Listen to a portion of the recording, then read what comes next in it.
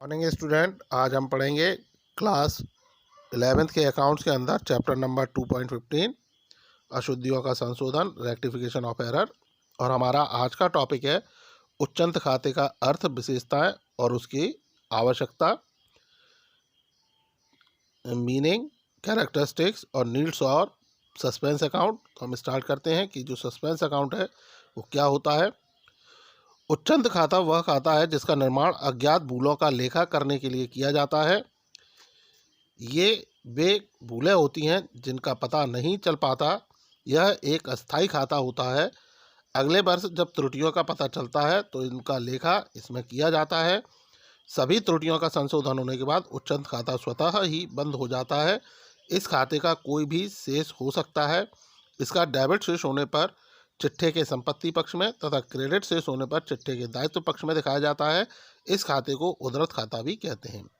तो जो suspense account है वह हम क्यों बनाते हैं, तो उसको बनाने के पीछे जो हमारी अज्ञात भूलें हैं यानी ऐसे एरर्स हैं जो हमें कई बार ढूंढने के बाद भी नहीं मिले, तो उनको लिखने के लिए हमें सस्पेंस अकाउंट की आवश्यकता होती है। हम सस्पेंस अकाउंट बनाते हैं।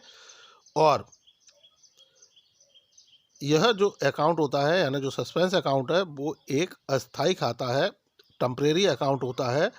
और नेक्स्ट ईयर में जैसे जैसे हमारे जो एरर्स हैं, जो गलतियां हैं, उनका पता चलता जाता है तो इस अकाउंट में हम उनकी एंट्री करते जाते हैं। और जैसे ही हमारी सारी जो एरर्स हैं वो सही होंगी, मिल जाएंगी, तो उसके बाद जो हमारा सस्पेंस अकाउंट है वो ऑटोमेटिक क्लोज हो जाएगा।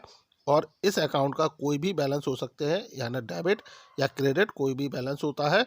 और इसका यदि डेबिट बैलेंस होता है तो इसे हम बैलेंस शीट के एसेट साइड में, और क्रेडिट बैलेंस होने पर इसे बैलेंस शीट के लायबिलिटी साइड में शो करते हैं। इसको हम उद्धृत खाते के नाम से भी जानते हैं। तो ये था हमारा सस्पेंस अकाउंट। अब हम बात करते हैं सस्पेंस अकाउंट के कैरेक्टरिस्टिक्स की, उसकी विशेषताओं की। तो नंबर 1, तलपट का योग न मिलने पर कम तरफ की राशि उच्चंत खाते में लिखी जाती है। जब हमारा ट्रायल बैलेंस का टोटल नहीं मिलता है तो जो साइड कम होती है उस साइड में हम जो अंतर की राशि है यानी जितना हमारा अंतर आ रहा है उसको हम लिख देते हैं। दूसरा है एक पक्षीय अशुद्धियों का लेखा भी इसी खाते में किया जाता है, यानी जो वन साइडेड एरर होते हैं उनको रेक्टिफाई करने के लिए भी हम सस्पेंस अकाउंट का यूज़ करते हैं। तीसरा है किसी व्यवहार की सही जानकारी न होने की दशा में उसका लेखा भी इस खाते में कर देते हैं। जब हमें हमारे किसी ट्रांजैक्शन के बारे में पूरी इन्फॉर्मेशन नहीं है या करेक्ट इन्फॉर्मेशन हमारे पास नहीं है तो उस कंडीशन में भी हम उन ट्रांजैक्शंस को सस्पेंस अकाउंट में लिख सकते हैं। अगला है यह एक अस्थाई खाता होता है, यानी जो हमारा सस्पेंस अकाउंट है एक टेम्परेरी अकाउंट होता है।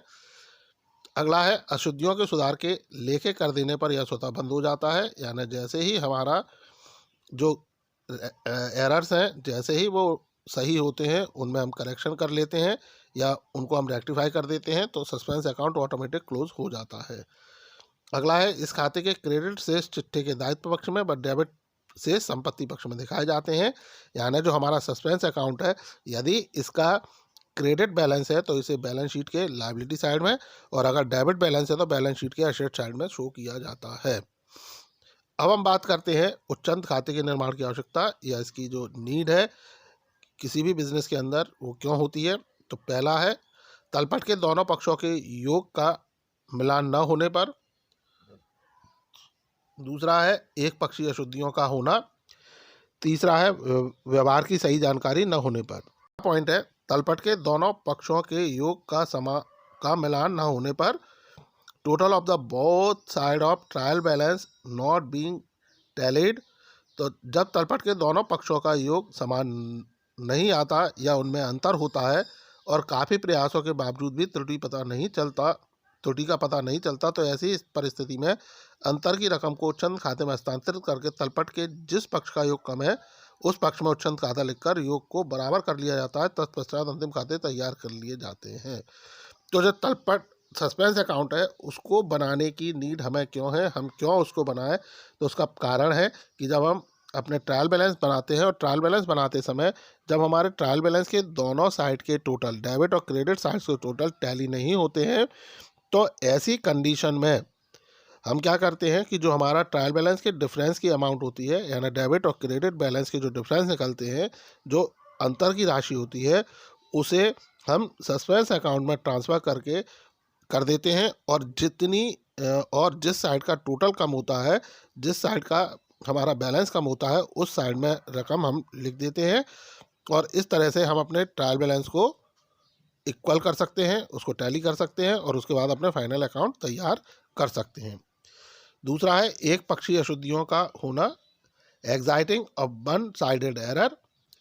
जब अशुद्धि खाते के किसी एक पक्ष से संबंधित होती है तो ऐसी अशुद्धि को एक पक्षीय अशुद्धि कहते हैं। ऐसी अशुद्धियों को उच्चंत खाते में लिख दिया जाता है।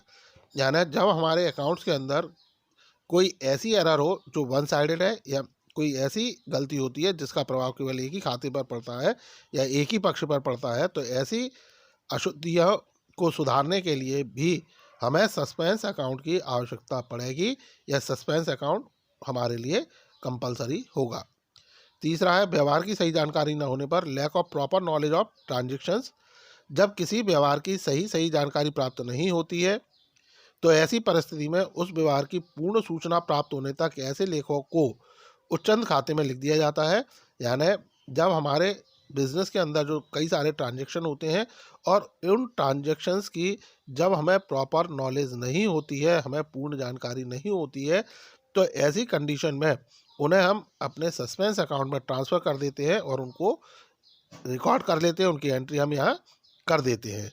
जैसे कि हमारे किसी देनदार ने अपना भुगतान बगैर हमें सूचित किए सीधा बैंक में जमा कर दिया, ऐसी स्थिति में तलपट में अंतर होगा, क्योंकि लेखों में एक पक्ष के लेखों की जानकारी नहीं है कि किस देनदार ने रकम जमा की है, ताकि उसका खाता प्रभावित किया जाए। तो स्टूडेंट, ये था उच्चंत खाते का अर्थ, विशेषता और उसकी आवश्यकता, जो आपको समझ में आए होंगे। इनसे रिलेटेड यदि आपके कोई डाउट्स हैं, क्वेरीज हैं, तो आप मुझे कमेंट सेक्शन में कमेंट कर सकते हैं या डायरेक्ट पूछ सकते हैं। So student, thank you, good bye.